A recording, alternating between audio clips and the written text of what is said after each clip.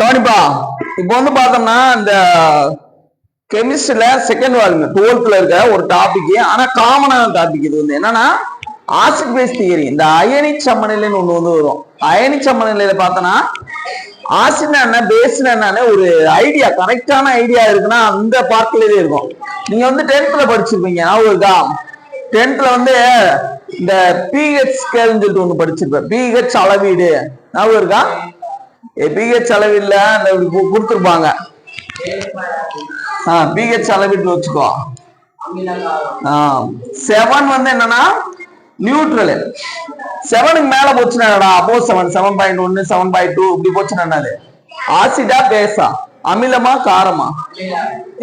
மேல போச்சுன்னா காரம். 7க்கு மேல போச்சுன்னா காரம், அதாவது பேஸ். 7 கீழே இருந்துச்சுன்னா ஆசிட். இது வந்து ஹாண்டர்சன்ங்கிற ஒரு கண்டுபிடிச்சிருப்பாரு.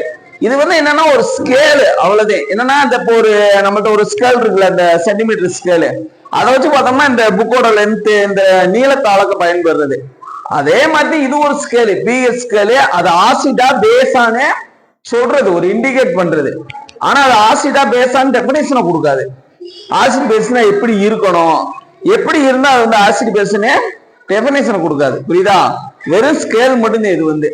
ஆனா இங்க வந்து பார்த்தோன்னா உனக்கு ஆசிட்னா பேஸ்னா எப்படி எப்படி இருந்துச்சுன்னா அதை வந்து நம்ம ஆசிட்னு சொல்லலாம், பேஸ்ன்னு சொல்லலாம் அப்படின்னு ஒரு கரெக்டான ஐடியானா இந்த புக்ல அந்த லவ்ரி பிரான்ஸ்டட், லூயி அமிலங்காரம், இந்த டாபிக் எல்லாம் அதை வந்து கொஞ்சம் விளக்கும். புரியுதா? இங்கதான் உனக்கு ஆசிட் பேஸுக்குன்னா அந்த ஐடியாவே வருது. புரியுதா? இதுல வந்து நிறைய டாபிக் வந்து டச் பண்ணிட்டு போற மாதிரி இருக்குடா. புரியுதா? அந்த டாபிக் எல்லாமே உனக்கு வந்து ஹைலி யூஸ்ஃபுல்லா இருக்கும். காலேஜ்ல போனாலும் இல்ல ஆசிட் பேஸை பத்தி உனக்கு தெளிவான ஒரு ஐடியா இருக்குன்னாலும் அந்த டாபிக் தான் உனக்கு ரொம்ப ரொம்ப ஹெல்ப் பண்ணும். அதுக்கு முன்னாடி அந்த செஷனுக்கு நுழையிறதுக்கு முன்னாடி உனக்கு என்ன நான் தெரிஞ்சிருக்கணும் அப்படின்னா, புரோட்டான். புரியுதா? புரோட்டான். அதுக்கடுத்து அல்கலி. அல்கலி. இந்த 2 வேர்டை வந்து தெரிஞ்சுக்கிட்டேன்னா உனக்கு வந்து ரொம்ப யூஸ்ஃபுல்லா இருக்கும். இந்த படத்துக்கு முதல்ல பாத்தியா இந்த ஒரு இது போட்டிருக்காங்களே, நித்திய கல்யாணியா, இந்த ஒரு இது போட்டிருக்காங்களே, இது ஏன் போட்டிருக்காங்கன்னு தெரியுதா? அதாவது இந்த இதுக்கு மேல ஒரு காம்பவுண்டோட ஸ்ட்ரக்சர் போட்டிருக்காங்க. அதாவது நம்ம இயற்கையில பாக்குறோம்லடா, இயற்கையில பாக்குறப்ப நிறைய பிளான்ட் வந்து பிளான்ட் சோர்ஸ், அனிமல் சோர்ஸ் நிறைய இது வந்து இருக்கும். இந்த சித்தா மெடிசன் இருக்குல்ல, சித்தா மெடிசன்லாம் மேக்சிமம் அதுதான். ஒரு காம்பவுண்ட் இருக்கும், அந்த காம்பவுண்ட் வந்து நமக்கு மருத்துவமா பயன்படும், மருந்தா பயன்படும். இப்ப வேப்ப மரம் இருக்குன்னு வச்சிருவோம், அது வந்து அஜராக்டினா இண்டிகாங்கிறது அதோட அறிவியல் பேரு. அது என்னன்னா இருக்குன்னா அஜராக்டின் அப்படிங்கிற வேதிப்பொருள் வந்து இருக்கும், அதனாலே அதுக்கு அந்த பேரு. அப்ப அந்த காம்பவுண்டுக்கு ஒரு ஸ்ட்ரக்சர் இருக்குல்ல, புரியுதா? அப்ப அந்த காம்பவுண்ட் வந்து ஆசிட்டா இருக்கா பேஸா இருக்கா, இதெல்லாம் சொல்றது இந்த தியரி தெரிஞ்சாதே நம்ம வந்து சொல்ல முடியும். இப்போ வந்து நான் வந்து உனக்கு ஒரு சிம்பிள் ரியாக்ஷன் வந்து காமிங்க. நோடா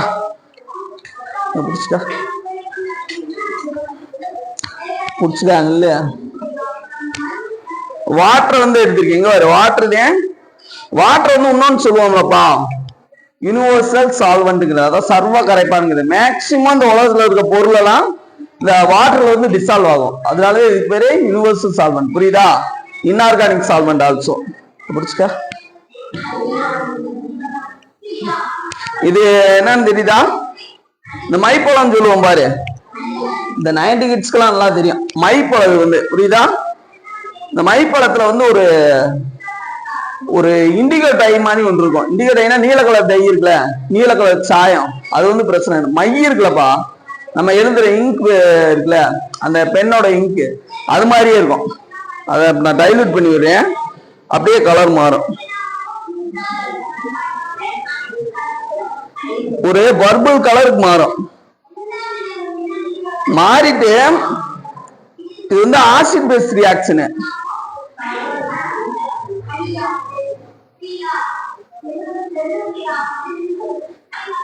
இது கொஞ்சம் கலர் இருக்கட்டும், கொஞ்சமா இருக்கு.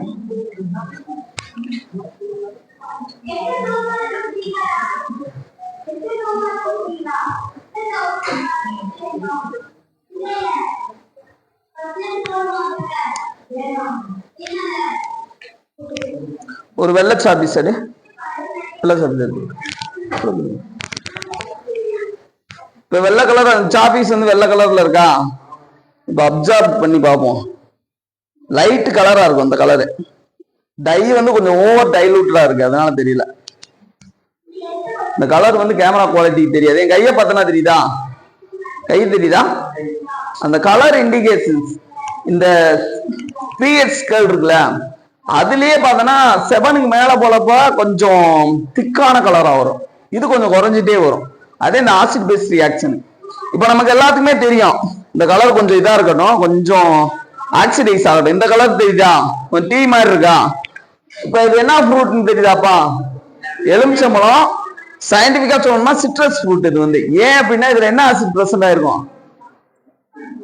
Citric acid. பயப்படாது, என்ன சிட்ரிக் ஆசிட் வந்து பிரசன்ட் ஆயிருக்கும். இப்ப இந்த சிட்ரிக் ஆசிட வந்து இதுல ஊத்துனே ஒரு கலர் சேஞ்சஸ் வந்து வரும். இது ஏன் நடக்குது என்னங்கிறத ஃபைனலா பார்ப்போம். கொஞ்ச நேரம் வச்சிருது, கொஞ்சம் நல்லா இதாகட்டும். அதுக்கப்புறம் இந்த செஷன், இந்த தியரி செஷனை முடிச்சுட்டு அதுக்கப்புறம் டைலூட் பண்ணி பார்ப்போம். புறாத கவனி.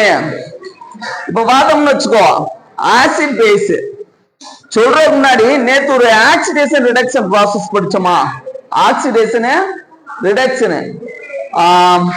ஆக்சிடேஷன் என்னது?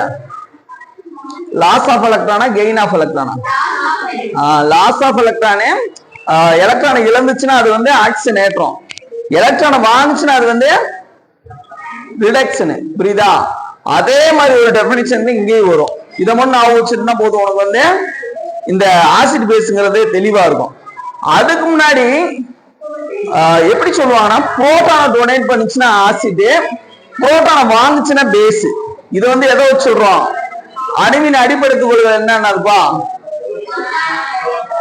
இது திருப்பி திருப்பி உனக்கு வந்துகிட்டே இருக்கும். Proton, neutron, electron. இதுதான் அணுவின் அடிப்படைத்துக் கொள்கை. புரியுதா?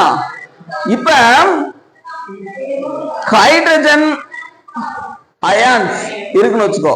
ஹைட்ரஜன் அயானை வந்து நம்ம வந்து அயான்ஸ் சொல்றத காட்டணும், அதுவும் கரெக்டுதேன். அயான் சொன்னாங்க, ஹைட்ரஜன் அயான் H+ அயான் சொன்னாலும் கரெக்டுதேன். இருந்தாலும் புரோட்டான் சொன்னோம்னா மோஸ்ட் ஃபேவரபிளான ஆன்சர். அது வந்து ரொம்ப ரொம்ப கரெக்ட்ன்றோம்ல, அந்த ஆன்சர் இது. ஏன் அப்படின்னா இப்போ வந்து ஆக்சிடேஷன் என்ன சொன்னோம்? Loss of electron. ஒரு அணுங்கிறது எப்படி பார்க்கணும்? நடுநிலை தன்மையோட இருக்குமா இல்ல பாசிட்டிவ் நெகட்டிவா இருக்குமா? அணுங்கிறது நடுநிலை தன்மையா இருக்கும். அயான்ஸ்ங்கிறதே பாசிட்டிவோ நெகட்டிவ், அதாவது நேர்மின் சுமையோ எதிர்மின் சுமையோ அதிகமா இருந்தா அதுதான் அயான்ஸ். பாசிட்டிவ் நேர்மின் சுமை அதிகமா இருந்தா அது என்ன அயானு? நேர்மின் அயான், அதாவது கேட்டையான்னு சொல்லுவோம். புரியுதா? இதே வந்து எதிர்மின் சுமை அதிகமா இருந்துச்சுன்னா எதிரணி அல்லது ஆணையான்னு சொல்றது. புரியுதா? இப்ப மத்த எல்லா எலமெண்ட் எடுத்துக்கிட்டாலும் ஒரு ஆக்சிடேஷன் நடக்குதுன்னு வச்சுக்கோ. வந்து ஃபெரஸ் இருக்கு. ஃபெரஸ்னா என்னதுயா? இரும்பு இருக்குன்னு வச்சுக்கோ. இரும்புல இருந்து ஒரு எலக்ட்ரான் வந்து வெளியே போகுது. ஒரு எலக்ட்ரான் வெளியே போச்சுன்னா எலக்ட்ரானுக்கு என்ன மின் சுமை? எதிர்மின் சுமை. அது வந்து வெளியில போயிடுச்சுன்னா அங்க வந்து பாசிட்டிவ் சார்ஜ் வந்து வந்துடும். அப்ப அது என்ன ரியாக்ஷன் பா? ஆக்சிடேஷனா ரிடக்ஷனா? Loss of electron. Oxidation reaction தானே, ஆக்சிஜன் ஏற்ற வினை. இப்ப இதே மாதிரி ஃபெரஸோட அட்டாமிக் நம்பர் என்னன்னு கேட்டோம்னா 26. அட்டாமிக் நம்பருக்கு ஒரு டெஃபினேஷன் சொல்லியிருப்பேன்ல. அட்டாமிக் நம்பர் என்னது? அணு என்னது? அணுவில் காணப்படும் எலக்ட்ரானுங்க எண்ணிக்கை அல்லது புரோட்டானுங்க எண்ணிக்கைன்னு சொல்லிப்பேன். Number of proton electron present in an atom. இதை வந்து நான் எதை முதன்மையா எடுத்துக்கிற வச்சிருக்கேன்? எதை வந்து நீ ஃபர்ஸ்ட் எடுத்துக்கோ அப்படிங்கிறதுக்கு என்ன சொல்லி, எலக்ட்ரான் எடுத்துக்கலாமா புரோட்டான் எடுத்துக்கலாமா? எலக்ட்ரானத்தை கெமிஸ்ட்ரியை பொறுத்த அளவுக்கு நீ வந்து ப்ரிப்பேர் பண்ணி அப்படின்னு சொல்லிருக்க. ஏன்னா நிறைய இடத்துல எலக்ட்ரானே வரும். கெமிஸ்ட்ரிங்கிறது என்னது? வார் ஃபார் தி எலக்ட்ரான்ஸ் அப்படின்னு வச்சுக்கணும். ஏன்னா எலக்ட்ரானுக்காக நடக்கிற ஒரு போர்தே கெமிக்கல் ரியாக்ஷன்ங்கிறது, அதுதான் நிறைய இடத்துல வரும். இப்ப இதுல வந்து ஒரு எலக்ட்ரான் போயிடுச்சுன்னு வச்சுக்கோ. நம்பர் ஆஃப் எலக்ட்ரான் அதோட அட்டாமிக் நம்பர் 26 எலக்ட்ரான் இருக்கு. Atomic number 26. ஒரு எலக்ட்ரான் வெளியே போயிடுச்சுன்னா மிச்சம் எவ்வளவு இருக்கும்? 25 எலக்ட்ரான் இருக்கும். மிச்சம் அதுல எலக்ட்ரான் இருக்குல்ல. ஆனா ஹைட்ரஜனோட அட்டாமிக் நம்பர் எவ்வளவு? 1. அப்ப அதுல எத்தனை எலக்ட்ரான் இருக்கு? ஒரே ஒரு எலக்ட்ரான் இருக்கு. அப்ப H பிளஸ் எலக்ட்ரான், ஒரு எலக்ட்ரான் வெளியே போயிடுச்சுன்னா அதுல மிச்சம் எதுக்குன்னா இருக்கு, எலக்ட்ரான் ஏதாச்சும் இருக்கா?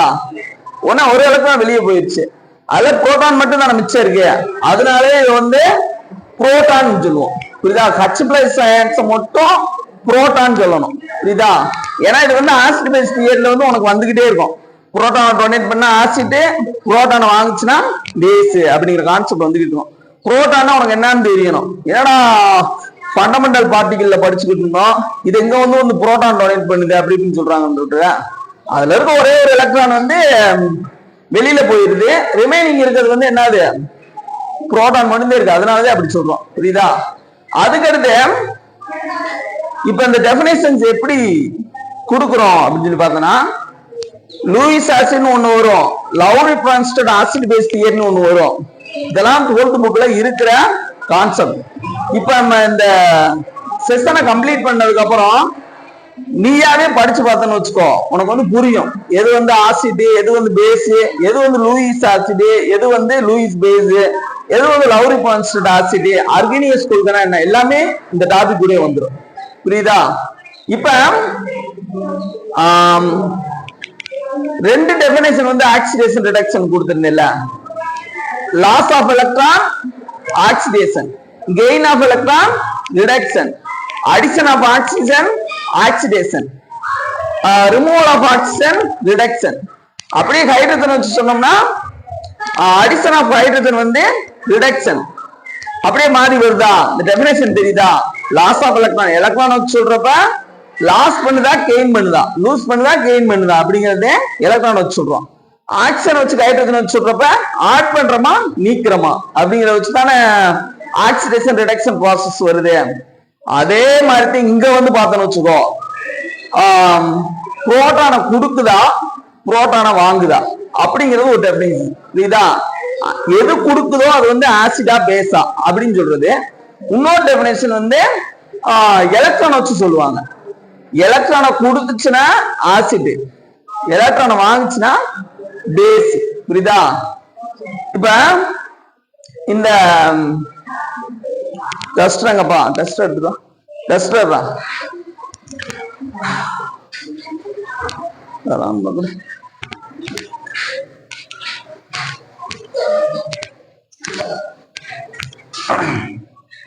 இப்போ புரோட்டானை எப்படி இண்டிகேட் பண்ண சொல்றீங்க? H பிளஸ் போட்டா என்னப்பா, H பிளஸ் அயன்ஸ் சொல்லலாம். மோஸ்ட் ஃபேவரபிள் ஆன்சர் வந்து புரோட்டான் சொல்லு. இப்போ புரோட்டான் டொனேட் பண்ண டோனார் தான் சொல்லுவான். உன்னை ஏதோ டொனேட் பண்றாங்க, டோனார் தானே, பிளட்டை வந்து டொனேட் பண்ணா டோனார், பிளட் டோனார். இப்ப H பிளஸ் டொனேட் பண்ணா டோனார் ஆசிட் தானே, H பிளஸ் டொனேட் பண்றவங்க ஆசிட். இப்ப டொனேட் பண்றாங்கன்னா யாருக்கோ ஒருத்தவங்களுக்கு தேவைப்படதானே சரி, தேவைப்படாதான் நம்ம டொனேட் பண்றோம். அப்ப H பிளஸ் ரிசீவ் பண்றவங்க பேஸ், H பிளஸ் ரிசீவ் பண்றவங்க பேஸ், H பிளஸ் வாங்கினா பேஸ், H பிளஸ் கொடுத்தா ஆசிட். இது ஒரு டெபினிஷன். எதை வச்சு சொல்றப்ப, புரோட்டானை வச்சு சொல்றப்ப புரோட்டான் டோனார் வந்து யாரு, ஆசிட், புரோட்டான் ரிசீவர் வந்து பேஸ். இதெல்லாம் வச்சுக்கோ. இப்ப வந்து எலக்ட்ரான் வச்சு சொல்றோம், அது அப்படியே மாறி வரும். எலக்ட்ரான் வச்சு சொல்றப்ப எலக்ட்ரான் டோனார் வந்து பேஸ்.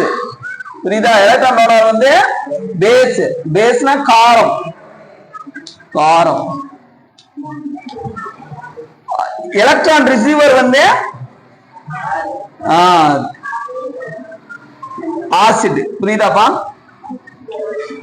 இது 4 இந்த 4 வேற மட்டும் நல்லா தெரிஞ்சு. ஆக்சிடேஷன் ரிடக்ஷன் ரியாக்ஷனுக்கு எப்படி நம்ம வந்து ஒரு சிங்கிள் லைன்ல டெஃபினேஷன் சொன்னோமோ, loss of electron is oxidation, gain of electron reduction, addition of oxygen oxidation, removal of oxygen, அந்த மாதிரி சொல்றோம்ல, ஒரே இதுல வருதுல. இதே மாதிரி இங்கேயும் proton donor acid, proton receiver base, electron donor electron donate பண்ணா பேஸ், அப்படியே மாறும். Electron donor base, electron receive பண்ணா ஆசிட். இதே திருப்பி திருப்பி வரும். புரியுதா? இப்ப புரோட்டானுக்கு உனக்கு வந்து சொல்லியாச்சு. அதுக்கடுத்து இந்த வார்த்தையை பாரு, அல்கலின்னு வருதா, அல்கலி. இப்ப என்னன்னு சொல்லி கேட்டோம்னா காரம். காரம்னா என்னது, பேஸ். இதுதான் பேஸ் நேச்சரா இருக்குன்னு சொல்றோம்ல, இந்த காரத்தன்மையோட இருக்குது அப்படிங்கிறது. அப்படின்னா என்ன சொல்லி கேட்டோம்னா எதுப்பா எலக்ட்ரான் கொடுத்தா பேஸா, எலக்ட்ரான் வாங்கினா பேஸா? எலக்ட்ரான் கொடுத்தா அது வந்து பேஸ். இந்த காம்பவுண்ட் இருக்குல்ல, இந்த புக்கோட அந்த ப்ரொஃபைல்ல போட்டிருக்காங்கல்ல, இது வந்து ஒன் ஆஃப் த பேஸ். ஏன் அப்படி சொல்றோம் அப்படிங்கிறதுக்கு இப்போ வந்து சொல்றேன். ஆல்கலாய்ட் டெர்மினாய்ட்ஸ் இதெல்லாம் ஒரு காம்பவுண்ட்ஸ், ஒரு குரூப் ஆஃப் காம்பவுண்ட்ஸ். ஆர்கானிக்ல நீ வந்து நல்லா படிக்கக்கூடிய காம்பவுண்ட்ஸ். அது மெடிசின் ட்ரக்ஸ் எல்லாம் இருக்குல்ல, அதுல இருந்து ஆல்கலாய்ட் டெர்மினாய்ட்ஸ் நல்லா படிப்பேன். புரியுதா? ட்ரக்ஸ் இந்த கொக்கைன் இந்த இதெல்லாம் இருக்குல்ல, டொபாக்கோ, இது எல்லாமே ட்ரக்ஸ்ல இதே வரும். அதோட ஸ்ட்ரக்சர் பார்த்தோம்னா அல்கலாய்ட். இது அல்கலாய்ட்னு அதை சொல்லுவாங்க. அப்புறம் அந்த பழங்கள், ஆரஞ்சு பழத்துல எல்லாம் இருக்குல்ல, அந்த கலரிங் ஏஜென்ட், இதெல்லாம் பார்த்தோம்னா டெர்மினாய்ட்ஸ். நீங்க காலேஜ்ல விரிவாக அதை படிப்பீங்க. இப்ப அல்கலாய்ட்னா என்னன்னு மட்டும் சொல்லிடுறேன், ஏன்னா நம்ம டாபிக் கூட அது வந்து டச் ஆகி வரும்.